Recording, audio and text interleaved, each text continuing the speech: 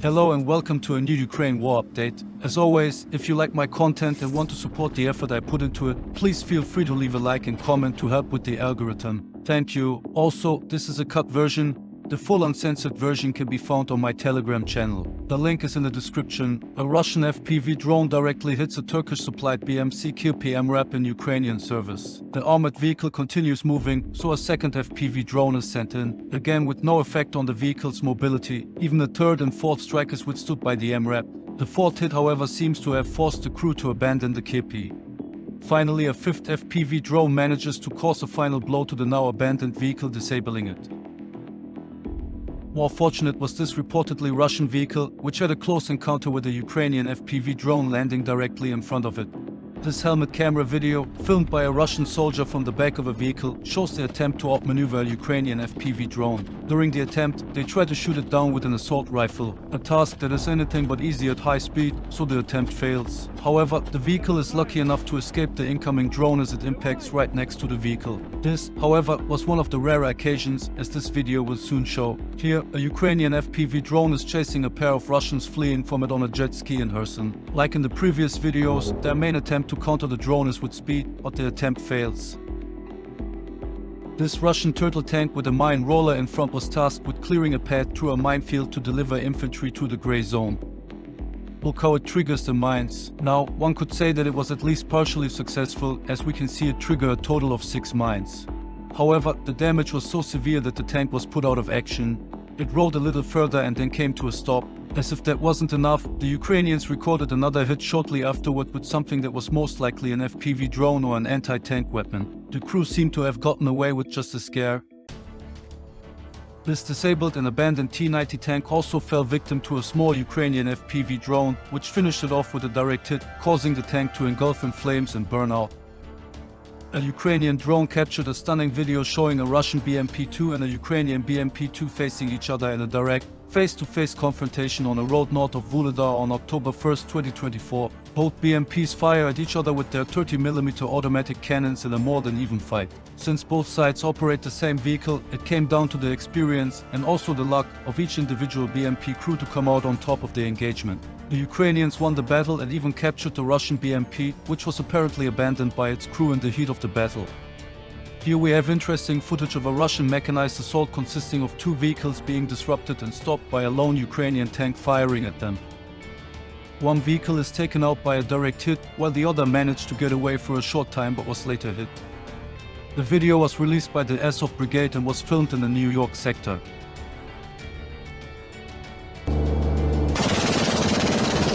Ukraine has released the first video footage of one of their German-supplied Skyex anti-air defense systems made by Rheinmetall. The video, reportedly filmed during training, shows the Skyex in action as it fires its 35mm cannon. The Skyex is designed to be modular and highly adaptable, meaning it can integrate various sensors, effectors, and command systems, making it customizable to different operational needs. This flexibility allows it to be tailored to different threat environments. It uses a 35mm Oerlikon revolver gun, which is highly effective at engaging aerial targets. This automatic cannon can fire high explosive rounds at a very high rate of fire and is optimized for tracking and hitting fast-moving targets, such as drones and aircraft. Another way to deal with enemy drones is demonstrated by this Russian helicopter, which reportedly intercepted a Ukrainian drone using a 9K-121 Vika missile. What is notable here is that this is a Russian-made anti-tank guided missile. Small attack drones can also be stopped by something as simple as a net, as demonstrated here. Experiments to merge drones with disposable rocket launchers continue. This time, a new video from the Russian side shows the latest test of this concept. In this video, Ukrainian air defense crews are shown carrying out their nightly task of intercepting Russian drones targeting critical Ukrainian infrastructure and civilian areas. In the Kursk region, Russian forces continue to conduct counteroffensive operations using mechanized formations, as shown in this video from the Russian-Ukrainian border. We can see Russian tanks and IFVs coming under Ukrainian fire near a Russian defensive line consisting of anti-tank ditches, barbed wire, and dragon's teeth. Infantry could also be seen moving to the defensive line. From the footage, it appears that Russia suffered heavy equipment losses from this push. We also saw more footage of Leopard 2 tanks from Kursk, including these 2 clips showing Russian FPV drone strikes using fiber optic cables for guidance. The FPV threat did not stop Ukraine from using one of their Leopard 2 tanks for a risky evacuation mission, where it towed away a disabled Ukrainian tank while under artillery fire. We can see the smoke dispenser in action while the Leopard is evacuating the Ukrainian tank, which seems to be a T-72. What do you think about this move? Brave or simply too risky? Let me know in the comments. Here we have more footage of Ukrainian special forces operating in Russia's Kursk region, conducting ambushes on Russian forces and clearing Russian defensive positions. Some of the operators are wearing ghillie suits. Everything was recorded by helmet cameras worn by the soldiers. Unfortunately, the footage is not in high resolution, but that's how it was released. Furthermore, this was most likely filmed during the first days of the invasion but was withheld until now. I definitely remember some of the locations from previous Ukraine war updates. This helmet cam video shows a Ukrainian Special Forces unit from the Ukrainian National Guard during an assault on a Russian-held trench on the southern front. The men are part of the so-called Omega Special Forces. Omega is a highly trained Special Forces unit within the Ukrainian National Guard. Their role includes conducting high-risk operations such as direct assaults, counterterrorism, reconnaissance, and sabotage missions. Formed to respond to both conventional military threats and asymmetrical warfare, Omega operates on the front lines in some of the most dangerous zones. The unit has played a critical role in Ukraine's defense, particularly in southern and eastern combat zones. Traditionally, however, it was founded as a counterterrorism unit, so seeing them in trench warfare might seem a bit strange to some. But we have to keep in mind that, in the context of Ukraine, counterterrorism has largely focused on fighting against pro-Russian separatist forces since Russia first invaded Ukraine in 2014. The war in Ukraine has once again shown that, in many cases, special forces are basically just infantry. A major aspect that sets special forces apart from regular units, besides their mindset, is their highly specialized focus on various means of infiltration and their ability to operate autonomously deep in enemy-held territory. Both of these have become very difficult in Ukraine. In large-scale conflicts, like the war in Ukraine, their tactical versatility is often required for standard combat operations. While special forces excel in specialized tasks like reconnaissance, counterterrorism, and infiltration, during prolonged conflicts they may also perform basic infantry roles, including holding territory, launching assaults, and defending positions when the need arises, especially in conventional warfare scenarios. The men had support from an M113, but abandoned their assault and left the area while under fire. Disclaimer: this was archival footage from the beginning of the year. This is a Russian assault on a Ukrainian trench.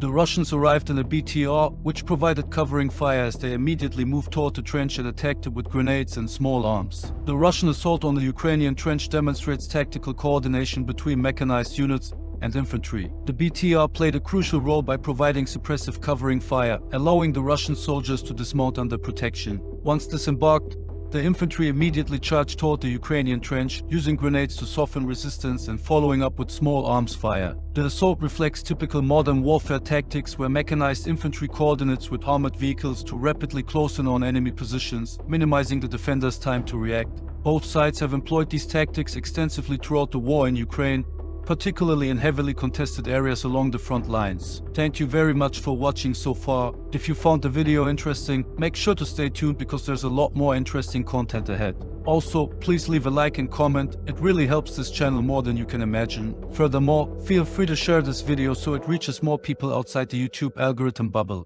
Thank you so much. Here we have footage from another Russian assault, this time on a Ukrainian-held compound, mostly filmed on helmet cameras with a bit of drone footage in between.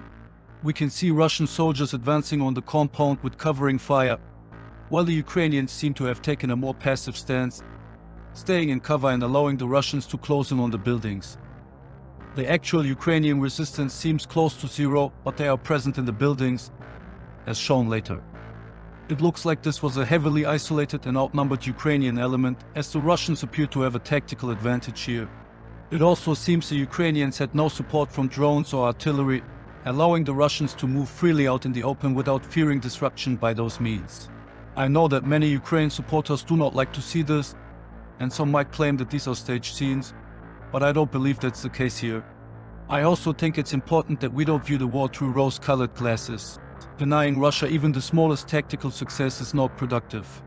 I understand why the Ukrainians do it. After all, this war is largely fought in the informational space, and propaganda has always involved downplaying your enemy. The Russians do the same thing, but as an outside observer, this shows me that Russia is still very much in the fight, just as Ukraine is. Despite their heavy losses, Russian troops are also gaining a lot of experience.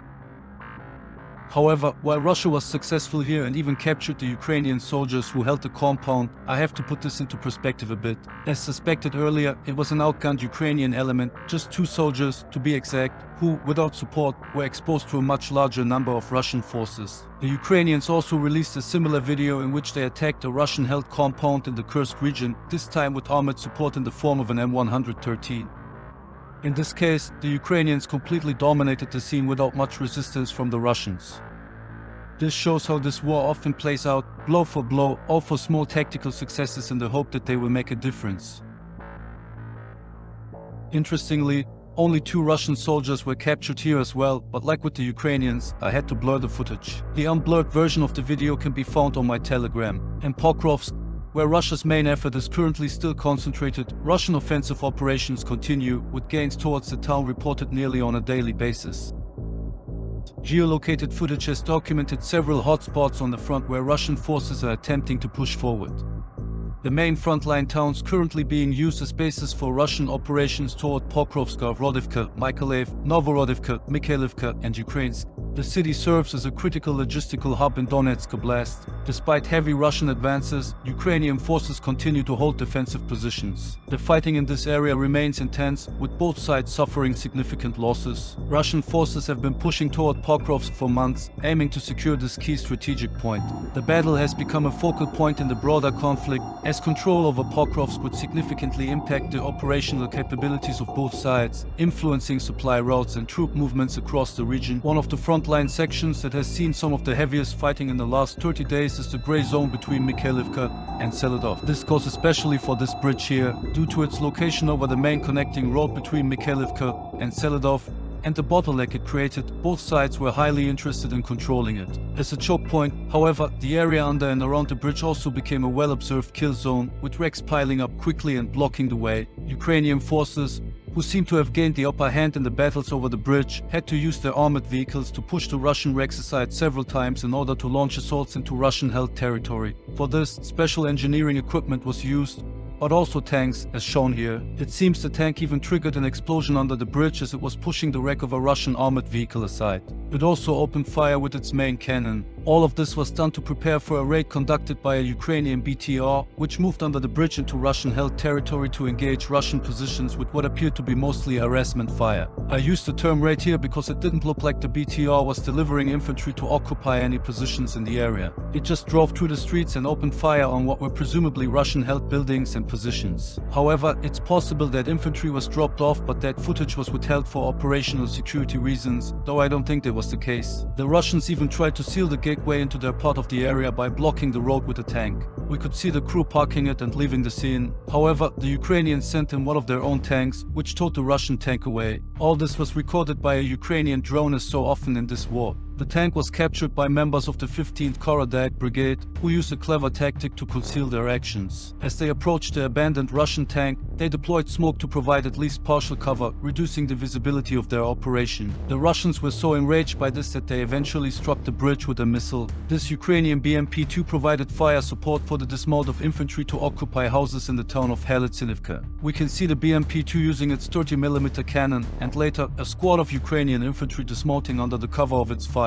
The men are part of the so-called Shvel battalion of the 59th Brigade. Interestingly, these men are former prisoners. Convicted of a variety of crimes, they see their service in defense of Ukraine as redemption and a chance at a new life without a criminal record. Prisoners who join the Ukrainian military are contracted to serve until the end of the war. According to the Ukrainian Defense Ministry, wages for these soldiers range from $500 to $4,000 per month, depending on the amount of time they spent on the front lines. After 2 years of intense fighting, including heavy losses for the Russian army, it now seems that Russia has captured the town of Vuhledar. This was reported by Russian outlets, and the deep state map also shows it. In Vovchansk, Ukrainian forces managed to clear and recapture the Vovchansk aggregate plant from Russian troops after months of heavy fighting. The plant had been a key Russian stronghold since the battle for Vovchansk began. Ukraine managed to encircle and trap Russian fighters in the plant, which was used by the Russians due to its solid industrial buildings, offering strong protection against artillery and drones. The Russians held their positions for several months, but after Ukraine's Kursk offensive, Russian focus shifted away from the area, leaving the troops inside the plant on their own. This allowed Ukraine to enter the plant and drive Russian forces out, as shown in footage released by Ukrainian soldiers during combat inside the plant. The recapture of the Vovchansk aggregate plant in Kharkiv Oblast by Ukrainian forces could support further counteroffensive operations in the northern part of the region, according to the UK Ministry of Defense, which cited intelligence on October 1st. The ministry believes that the loss of control over the plant will hinder Russian ground forces' ability to advance in Kharkiv Oblast. A representative from the Kharkiv Operational Tactical Group mentioned that around 40 Russian soldiers were originally stationed at the plant, but they had suffered significant losses over time. In response to the loss, Russia released footage of a heavy Fab 3000 glide bomb strike on the plant. Well, here 2 Ukrainian soldiers have to deal with a camel. The animal is standing in a pasture among cows. It seems the Ukrainians are trying to catch it. It likely escaped from a nearby zoo after a Russian air attack. Crazy, or what do you think? Pretty surreal images if you ask me. Not from Ukraine, but still interesting, is this video that shows a US fighter jet having a pretty close call with a Russian fighter jet zipping past during an intercept in Alaska.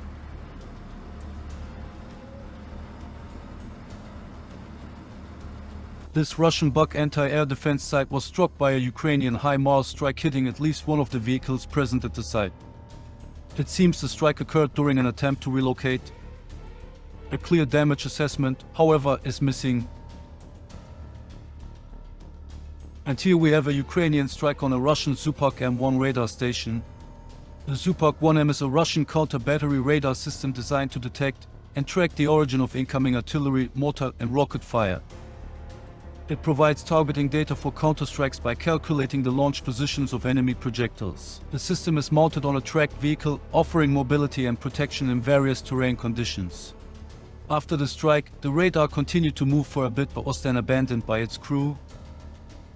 This footage released by the Russian Ministry of Defense shows a Russian 2S-7 Pion artillery system in action. The 2S-7 Pion is a Soviet-era self-propelled artillery system designed for long-range bombardment.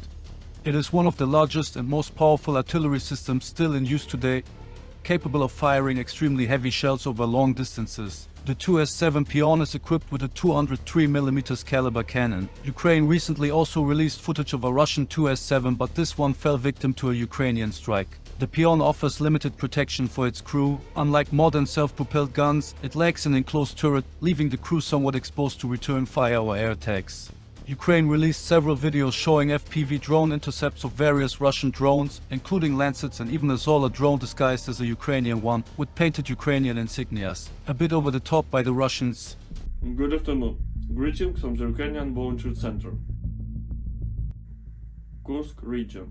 Ukrainian soldiers and the Ukrainian people showed Russia that we will not be broken. We have shown that international support is very important to us and we are using it to the maximum effect. We have shown that the only thing Russian soldiers can do in our country is to become a fertilizer for our land. Now there is an urgent need for drones and vehicles. That is why we are announcing a new fundraising. Volkswagen T5 for the soldiers in the Sumy direction and 2 Mavic 3T drones for the guys in the Donetsk sector, where we are having a hard time. The goal of fundraising is $18,000.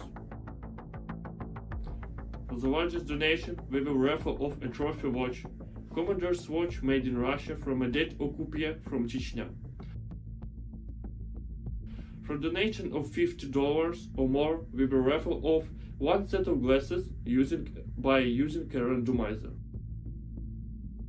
As always, all reports will be after the fundraising is over. Thank you for your trust. Thank you for your support. With love from Ukraine.